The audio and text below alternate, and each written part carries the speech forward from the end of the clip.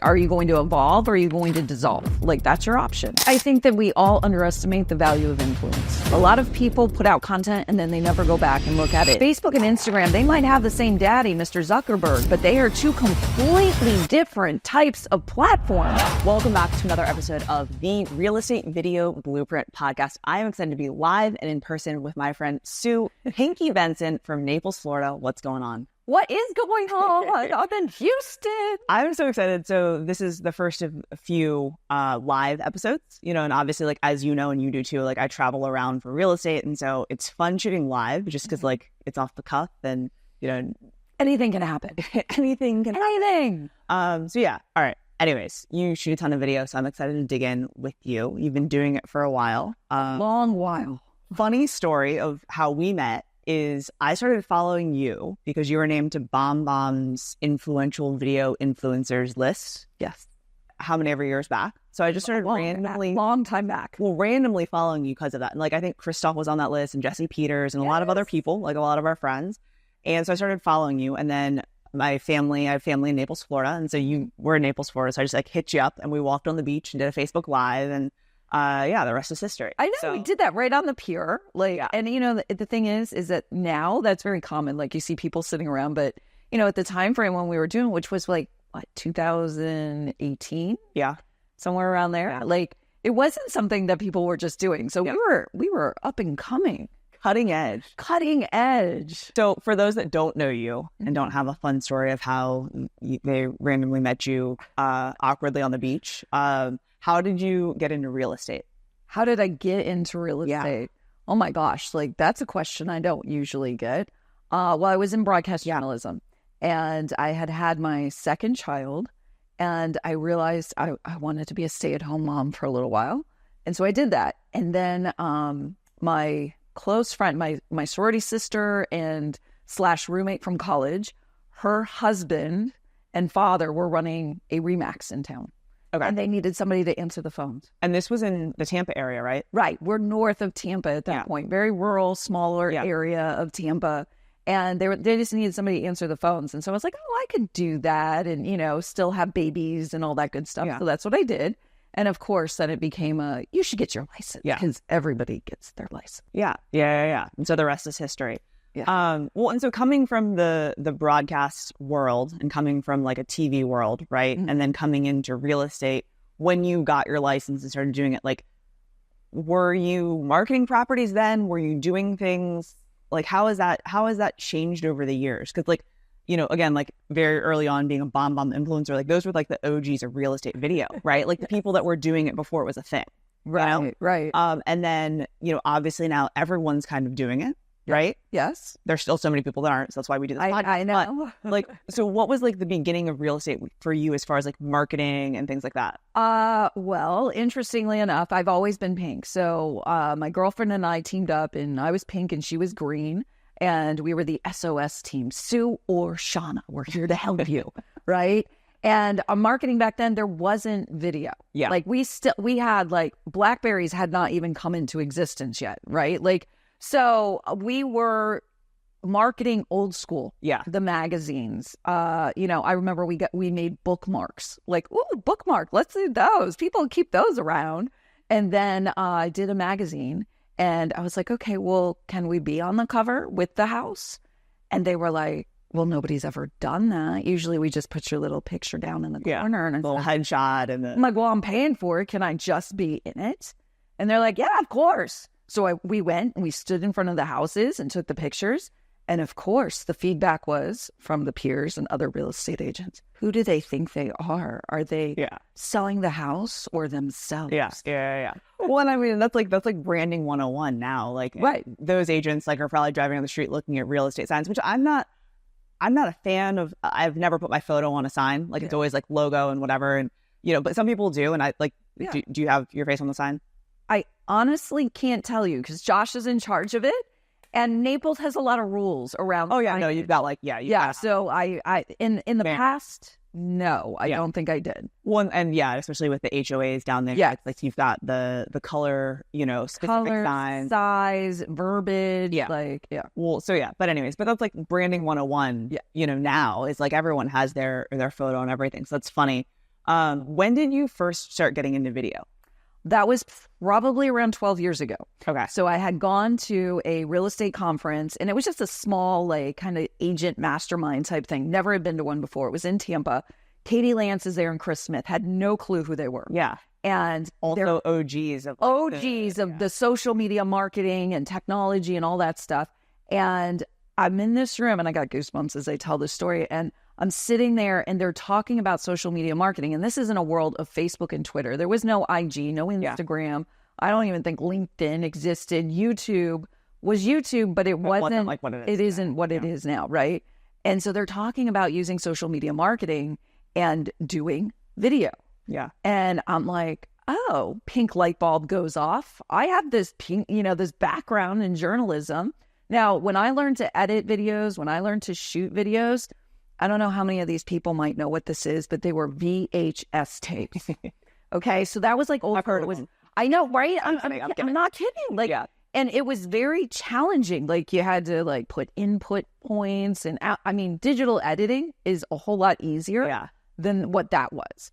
And that's how I learned to edit. So when I first got into it, I went home, grabbed Josh, who was not in real estate, and I'm like, here, hold the camera. I'm going to do a video, And so this was like a camera, yeah, that you would use to like video the kids' games. Like right. But it was digital. Okay. But I mean, I didn't know how to edit the thing. Yeah. Like so I had him say, and the house, Katie, are you ready for the house? It was $30,000. It was during the recession, a repaired sinkhole home. It was, and so the best attributes was new carpet and new paint. Yeah. Like, what was I going to say? But I did it. Completely renovated. Just completely renovated and ready to go, waiting for you, $30,000. Yeah. So I just got in front of the camera and started talking. What do you think that house is worth today? That's an interesting thought. Not being in that market anymore. Just like a ballpark, I would bet it's probably 150. Okay. Yeah. But still, a pretty decent, appreciation over time. First, we won't even talk Naples pricing. Yeah. Like, I dumbfounded at one recently. When it first went on the market in like 2011, it was listed at sold for $300,000. It's now on the market for 1.3. Wild, very wild. So yeah, so I did this first video, and there was no YouTube for me to even look at like how to edit. I had to figure it out on my own, and I started uploading them and went to Facebook. Because Facebook existed, but it wasn't like, you didn't even get the pretty little YouTube. Well, all you had was like the link. You had your statuses probably. Right. We had status, and you could put in a link to take people to places. Right. But it didn't even give you a preview thumbnail or anything. Yeah. So it was just like, what is this? Yeah. People were still just posting about what they were eating and where they were going. That was it. So, and again, the feedback I got, who does she think she is? What does she think she's doing? But my customers were happy. They were like, it was something different. Yeah. And, so I kind of rocked the boats yet again. It's funny looking back on that now of like, the journey. And now, yesterday we were at an event together, and you shot and edited a video live from your phone, teaching people how to shoot and edit on their phones. And so it's cool, like, just to see kind of how things have evolved so much over the years to now, that you can, and I know like, your talk was a long time, right? But like, you could have probably edited that in 5 minutes, 10 minutes? Oh, yeah, for just sure. on your own? For sure, yeah. And, the first time I edited something that was more of a long form video that I remember struggling so much just to put text in. And I stopped myself at the frustration level and just kind of laughed. Yeah. Because I was like, I know that future me is going to be able to do this in 2 seconds, but right now, you got to get through it. I just got to get through it. Yeah. All right. So I hope that for those of you listening or watching, you understand like that you've been doing this, you garner a lot of business from this. Your clients love it, and your authority in the video space. So like, I'm excited to kind of dig in. We're digging in. One of the things that you said is like, throughout your career, people have been like, like what's that? Or why is she doing that? Or who does she think she is or whatever. I think a lot of times people let that get in their heads. And I know we've had conversations of sometimes you do things like, should I have done that? But like where I want to go with this is a more positive note is like the limiting belief side, right? And so like, what are things or what advice would you give to the person that's like, oh, well, like, I don't think I should do that, or, you know, everyone else is already doing so much video, like, why should I do it, kind of thing. Like, I know you coach and you train agents. And so, like, I'm sure a lot of what you're coaching is like getting them to just at least start doing it. It's getting out of your own headspace. Yeah. You know, I think our egos get in the way of us learning, you know, and it's like, oh, well, I don't need to do that. I do this well. And you know what? That's fine. But if you don't want to grow your business, if you don't want to keep up with your competition, then don't be upset when they come to me and they say, well, we prefer you with your video versus postcards. Yeah. You know, and that's what you have to understand is like, are you going to evolve or are you going to dissolve? Like, that's your option. Yeah. So I think with agents, though, the excuses that they mount up in their head, it really comes down to self-awareness. Like, why do I have this excuse? What is truly going on with this? And why is it stopping me? Why do I have this limited belief that I can't edit a video? It's something inside of you. And I mean, I hate to go down the whole psychology thing, but you got to go there and you've got to address it, and then you can move on from it. It's amazing. It's amazing. So when you get uncomfortable, this is what I've learned. When you get uncomfortable, that means you are on the right road. Okay? Yeah. Because when you get past it, it's amazing. Well, and that's what you said too when you were editing the video and you're like, God, this is taking me forever. I don't know what I'm doing, and getting frustrated. It's like, okay, like, just freaking get it done, because once you do this, then the next time you do it will be a little bit easier and a little bit easier, and you're going to get better each time. But if you never start, like, you know, I think the other thing that I hear a lot of is like, there's no point in me starting because, you know, so many people are already doing it, or like, kind of thing. I think that we all underestimate the value of influence, right? I think we all see influencers and, oh, well, look, they've got this many followers, and y'all have a following. There's people that want advice from you every single day. And that advice could just simply be, you know, what is the best dry cleaner in town? And it may seem so silly, but you help somebody who has a red wine stain on their outfit go to the dry cleaner, and then all of a sudden they're like, you're the best person ever. Yeah. You have influence. What are the best restaurants in town? According to Katie. Not according to Pinky, but according to Katie. Yeah. Katie has a completely different palette than I do, you know? And I think that we underestimate that. Like, you don't know. That's an excuse. And you don't know until you try it and see what the response is. But it's not going to happen in one video. It's not going to happen in one post. It is consistency. Long time. Got to keep showing up. So I love that. The consistency thing, I think, is the most important. I find that a lot of agents that I talk to, it's, you know, hey, I've been shooting these, I've been posting videos for 6 months and nothing's happening, you know, and then oftentimes I'll go on their profile and I'll see like, okay, you know, I'll see a couple different themes of maybe why I think they're not getting any business from it. But what's your advice, or what are your thoughts on that? Right. As far as like, most people don't give it enough time, in my opinion, right? Like, you've done video, but like, when I look on your Instagram, you have one video in the last 6 months kind of thing. But like, what's the important thing to do when you're just starting out? Or if you are in that position where you feel like, hey, I've been doing this for a while, but I'm not getting the traction, or I'm not getting any engagement, or I'm not getting any business from this. Like, what would you tell someone to do? Does that make sense? It does. But I would say, like, first of all, congratulate yourself for looking at your content. Yeah. Okay. A lot of people put out content and then they never go back and look at it. And I think it's really important to go back and see what is resonating with your audience. What did work? Which video did get you more views, and why did it get you more views? Maybe you should double down more on that type of video content.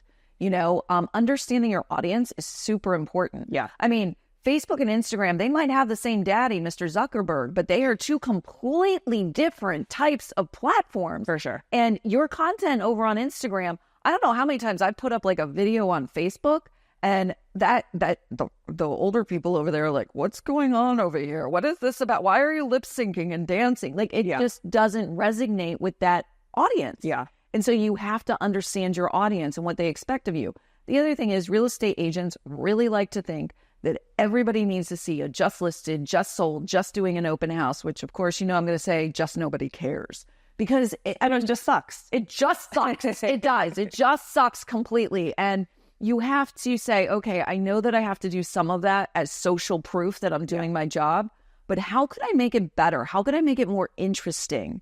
And that's when it comes down to understanding your words, your hooks, your call to action, things of that nature that really gets the eyeballs. And the thing that you said, and I think you were talking more about the platforms, but like you need to understand who you're talking to. And so like, as you said, like, you know that you have maybe an older audience on Facebook than you do on Instagram, right? Was I not allowed to say that? No. That's no, but when we're talking about platforms specifically, right, is like what I heard.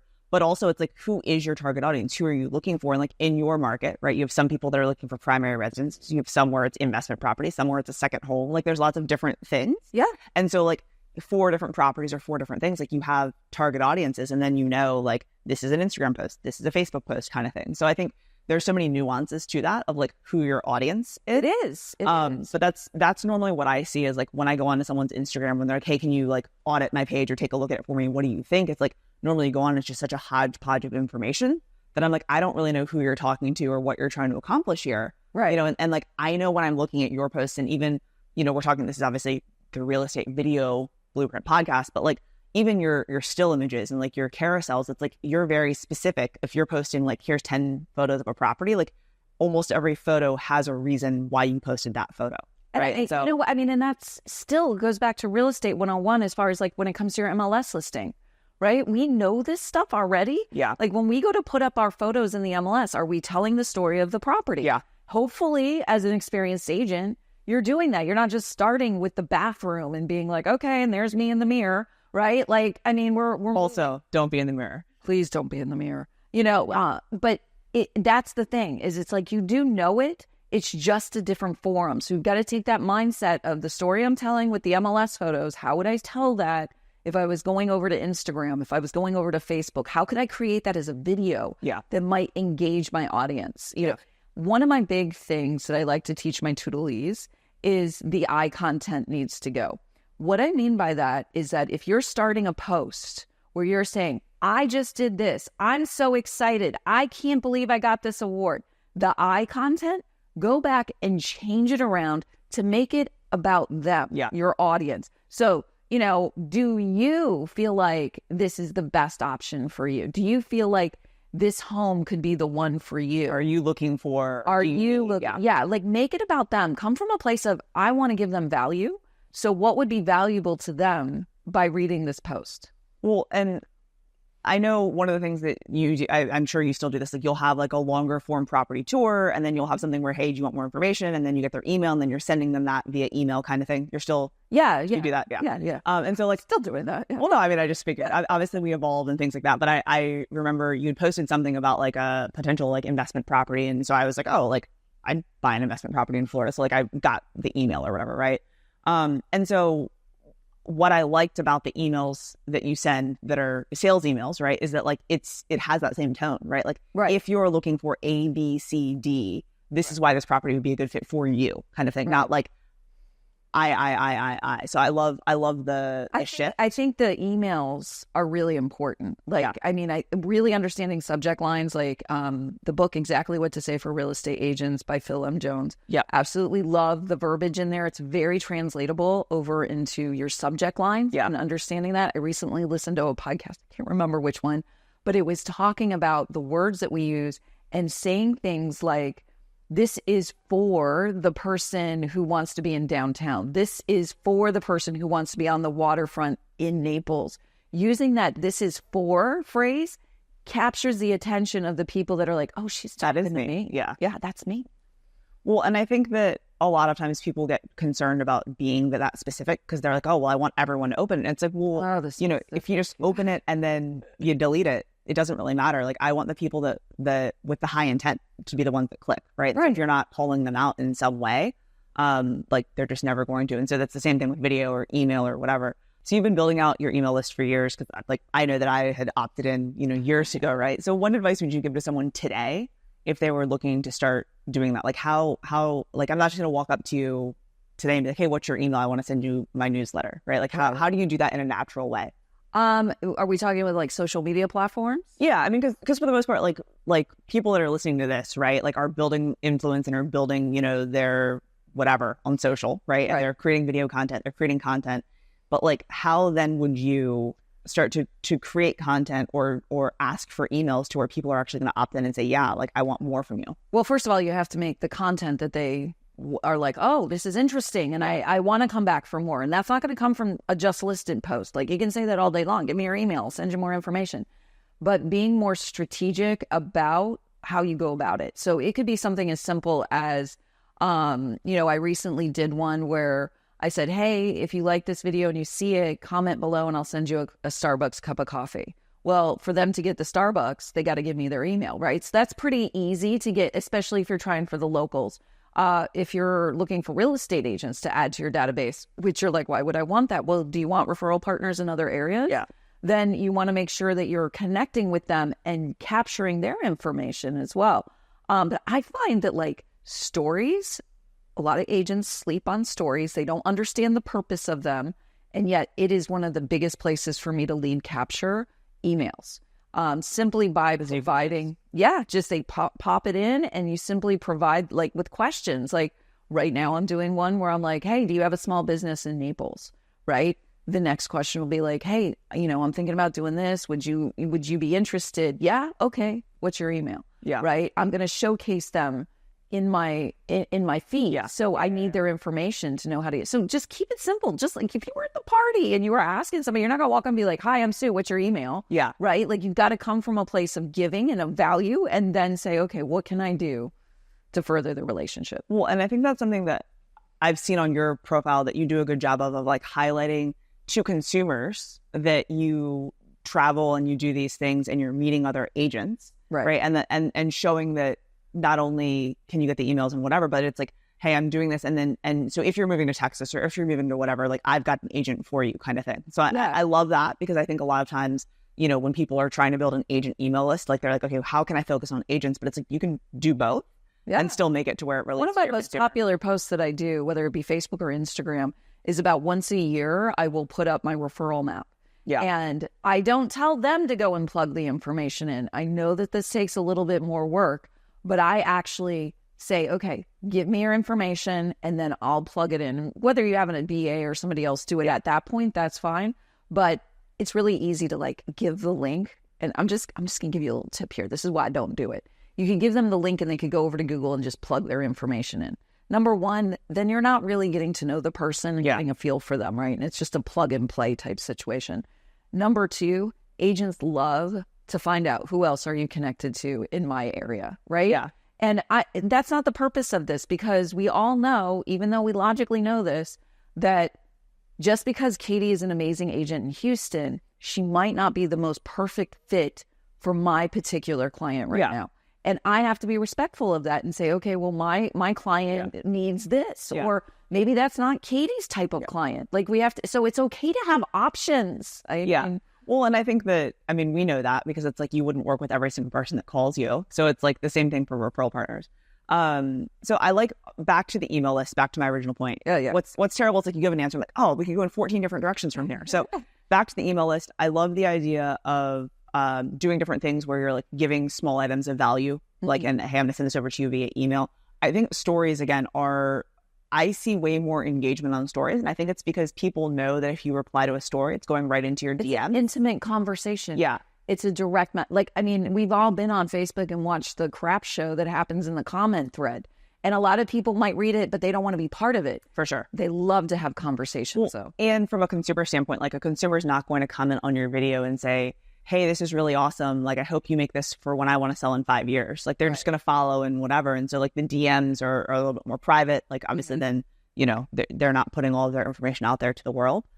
So I like the idea of using stories. I've been using, like, a lot of automations and things of, like, DM me this word, and then we'll send you this. Yeah, and I tried that. No, we're gonna get that set up. But no, I think it has a lot of power. But yeah, anything that you can do to get more emails is always, I think, a good thing. And I know you've done that for a while. So yeah, and I think you have to have a database. I know you have to have a database. I don't care which one you use. You're on Follow Up Boss. Yeah.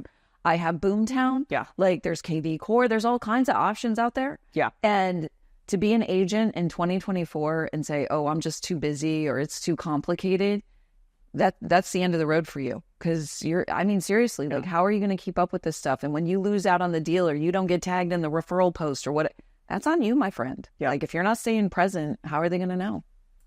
For sure. So you coach and you teach a lot, so you speak across the country and you do different things. And I know you have like a coaching program where you do group coaching and stuff like that. What do you feel like are the things that people are doing really well right now?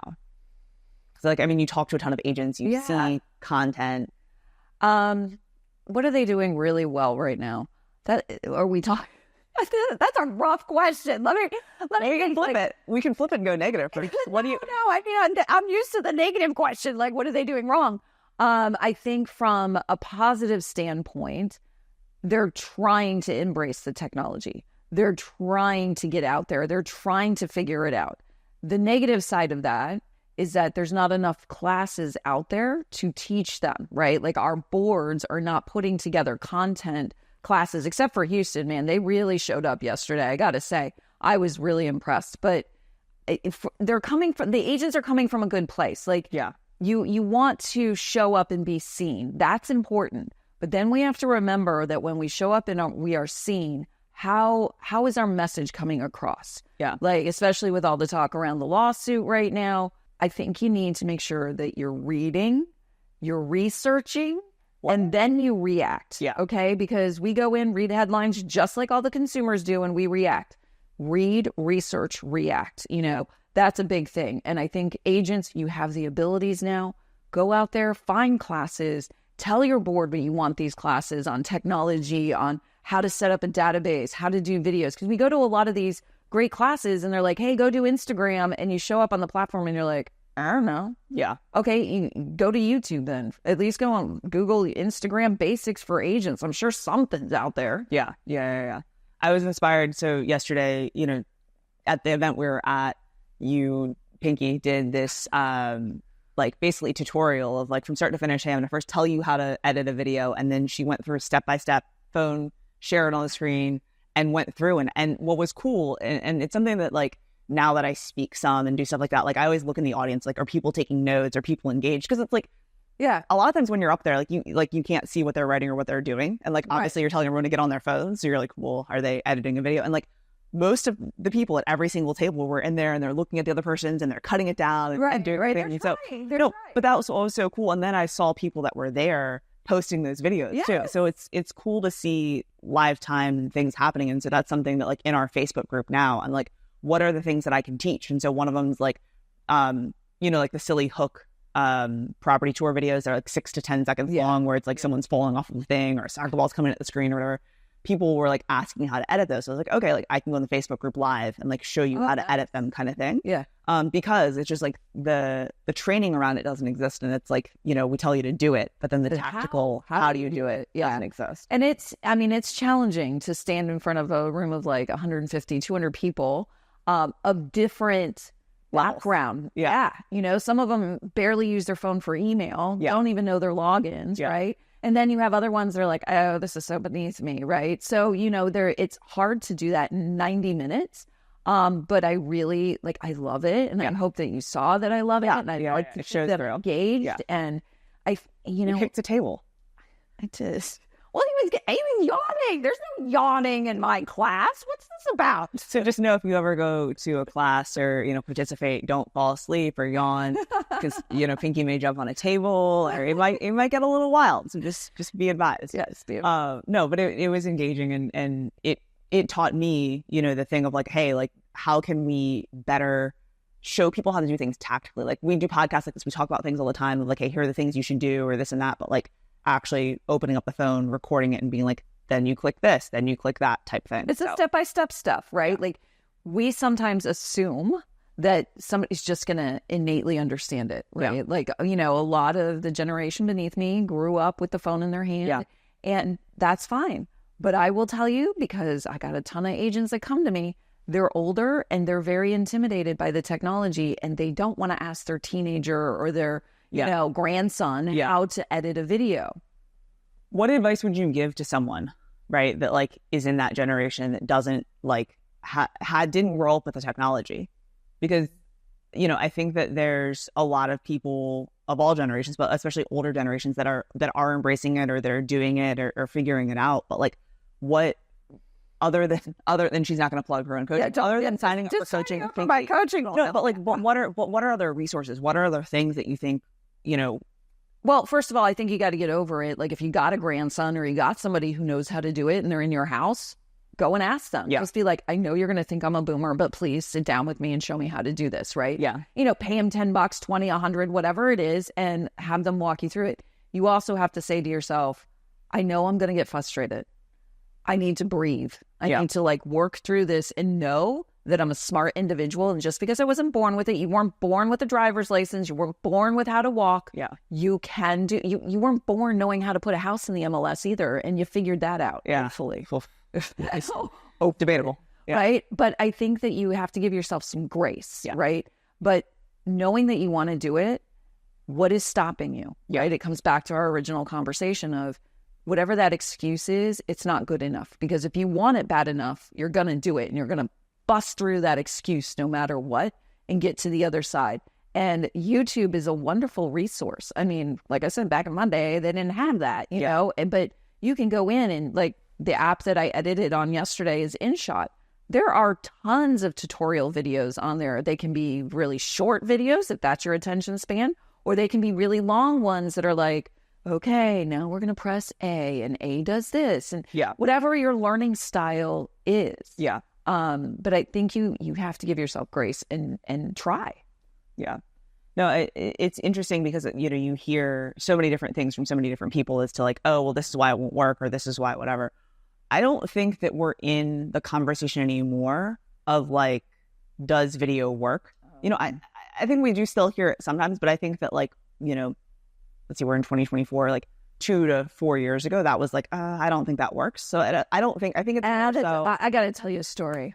The ad's not going to work. I went and spoke at a local like business networking thing and they talking about using video. And this is, I would say 6-7 years ago.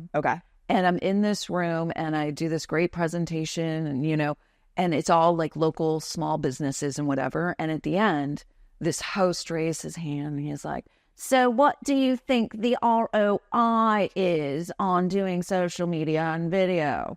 And I was so taken back by, like, it was just his pompousness, right? The way, like, I felt like he was trying to make me feel stupid, you know? And I responded with, well, I already know that my business has doubled since I've moved here, right? And the only type of business I do is social media and video.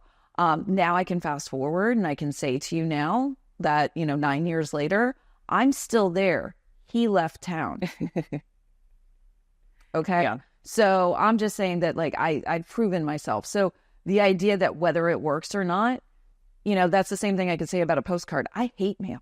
I hate it. You've made that clear. Right. I've made that. Well, not here, but I'm not a mailer, right? I don't even know, like, we have a neighborhood, go pick your mail up at the post office. I don't even know which mailbox is mine. Okay. I'm not kidding. Like, I don't do mail. So to me, that's a really foreign idea that I got to put something in the mail with a stamp. And you can pay people to do that now. You just send them the thing and they mail it for you, just so you're aware. I am aware. And I've also looked at the bill. And that to me is like, I could do how many videos and pump this sucker out and it would be so much more productive for me. But that's my audience. If your audience is with mailers and it works for you. And I mean, I will tell you, Tom Ferry, I saw him recently and he gave us like a really awesome idea for a postcard. And I was like, maybe I should try that, you know? I think that there's ways, I actually think I know what postcard you're talking about, but I think that there's ways to be able to tie in the technology to the mail, or the old school, new school kind of marrying the two. Because, like, I like the idea of doing different postcards, and when you scan the QR code on the postcard, it takes you to a landing page where it's a video of you talking about, you know, whatever it may be. And so if it's an equity review, right. Then it's like, you know, hey, find out what you're hoping for. Then it goes to a landing page on your website that you're talking about the equity review. And then since it's on your website, you've now pixeled them and you can follow around the internet and retarget them with more ads. You think all those people understood what you just said? I mean, I got you. Okay. But like those are the things that I think about when I think about mail. But like, with that being said, I've mailed in my farm since 2019 every month. We've picked up new farms and we pick up listings from it. And so it's like, I think the biggest like moral of the story is like, at the end of the day, like, as long as you're doing it consistently, like, in real estate, I think that if you operate at a high level and do it consistently, like, it's going to work. Right. You do you, boo. Like, if that works for you, fine, go for it. But I love the idea of infusing both of them. But it's also knowing your audience. And I realize Naples likes their mail. Well, and I mean, like we've had similar conversations these in the past, but obviously not on a podcast. But like, I feel like for you in like a small neighborhood or farm or where you live, you could do some sort of newsletter where it's including, you know, links to social media and different things to where it's like, then here's your digital newsletter and you're getting emails and like, there's so many different ways you kind of tie it all together. Capture the lead. Yeah, so, definitely. I mean, I know you're probably not going to do it, so I'm not going to spend too much time on it. But like, no, I'm total. Like, here's the thing. See, that's what I don't like. Like when we go and we say, well, I'm not going to do that. Yeah, I'm open to it. I just personally like, I want to give the idea, go run with it, and don't tell me what the cost is. Like I'm like Walt Disney. Okay, like. I'm going to create Disneyland, all right? Yeah. And this is what I want. I don't want you to cut costs. I just want you to create it, and then we're going to go with me money. Yeah. That's that. Yeah. Not just be a bottomless pit of spending. Right. Do you feel like there's anything that you've done on the video front that like you wish you wouldn't have done? Oh my gosh. Okay. Is there a video I've done?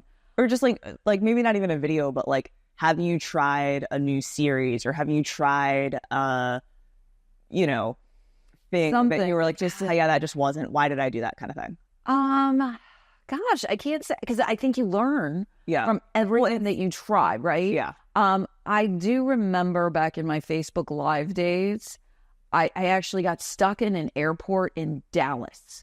And I went live because Dallas, I forget which airline it was so horrible.